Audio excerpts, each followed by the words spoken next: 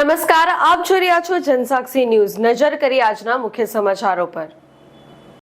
હાસોટ પંથકમાં આવેલ ખેતીની જમીનમાંથી પસાર થતી અંકલેશ્વરની એનસીટીએલ કંપનીની પ્રદૂષિત પાણીની પાઇપલાઇન અર્થે થતી ખોદકામની કામગીરી ખેડૂતોએ અટકાવી દીધી હતી। ખેડૂતોએ જણાવ્યું હતું કે ખેતરમાં નવી પાઇપલાઇન નાખવા કંપની દ્વારા ખેડૂતોની પરવાનગી લીધી ન હતી। એનસીટીએલ કંપની દ્વારા પોલીસ બંદોબસ્ત સાથે હાસોટમાં ખેતરમાં કંપનીનું પાણી જવા માટેના પાઇપો નાખતા ખેડૂતોનો વિરોધ થતાં કામ રોકવામાં આવ્યું હતું।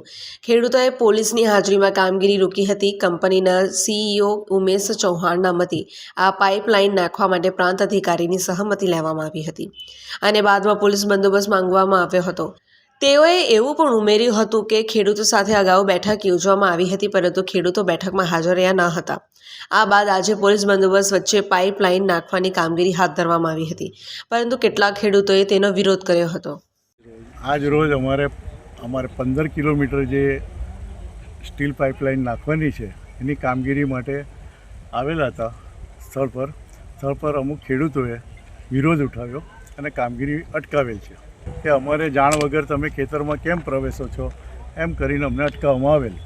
પરંતુ અમે એમને બતાવ્યું કે અમે 2 મિટિંગ 3 મિટિંગ ખેડૂતો સાથે પણ કરી, એસડીએમ કચેરી ખાતે પણ કરી, મામલતદાર સાહેબની હાજરીમાં, પણ આ બાબતે કોઈ કામગીરી આગળ ધપી નહીં।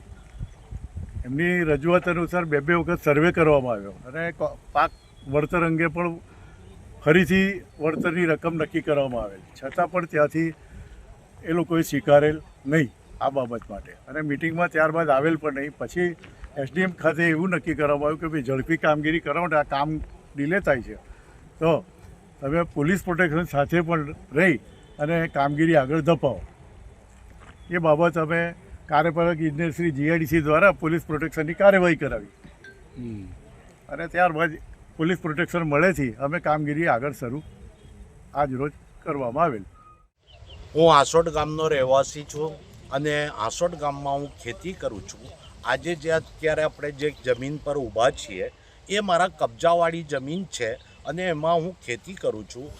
અગાઉ આ જગ્યામાંથી એનસીટીએલ કંપનીની લાઈન ગયેલ હતી, જેનું વળતર પણ ખેડૂતોને ચૂકવેલ હતું અને હવે એ નવી લાઈન નાખવા માટે આજે કોઈ પણ ખેડૂતોને વિશ્વાસમાં લીધા વગર અહીંયા એ લોકો કહે છે કે એસડીએમ શ્રીનો હુકમ છે, મામલતદાર શ્રીનો હુકમ છે, એટલે એ લોકો લઈને સીધા મારા ખેતરમાં જેસીબી અને એનસીટીએલ કંપનીના ઉચ્ચ અધિકારીઓ આવી મારી કોઈ પણ જાતની પરવાનગી લીધા વગર મારા ખેતરમાં, જે મારા કબજાવાળું ખેતર છે, એમાં ખોદકામ કરેલ છે।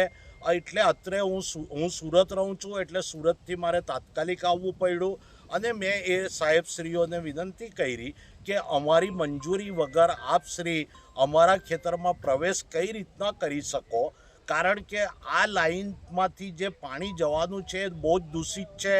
કદાચ જો લાઈન લીકેજ થાય અને ખેતરોમાં પાણી ફેલાય, આવનારા દિવસોમાં ટૂંક સમયમાં જ આ જમીનોને બંજર બનાવી દેશે। એટલે સરકારશ્રીને બી મારી ખાસ વિનંતી છે કે ખેડૂતોની ખેતીનો આવી રીતના નખો નહીં વળે એ પણ ધ્યાન રાખો અને ગરીબ ખેડૂતો જે આના ઉપર આજીવિકા રડીને પોતાનું ગુજરાન ચલાવે છે એમને આવી મોટી કંપનીઓ આવીને દબડાવી નહીં જાય એ દિશામાં પણ આપ યોગ્ય પગલાં લો એવી મારી આપ સરકારશ્રીને નમ્ર વિનંતી છે।